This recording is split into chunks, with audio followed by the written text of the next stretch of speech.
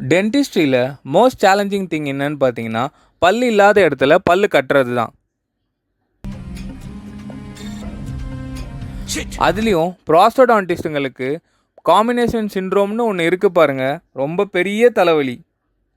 ஹெல்ஸ்வர்த் Kelly அப்படின்ற person 1972 இந்த combination சிண்ட்ரோமை introduce பண்ணார்.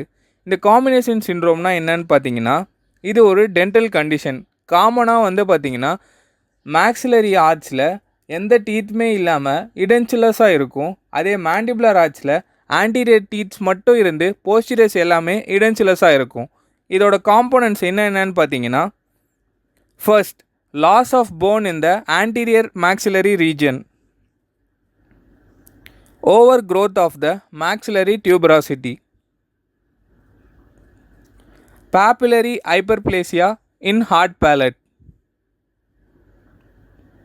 extrusion of the lower anteriors,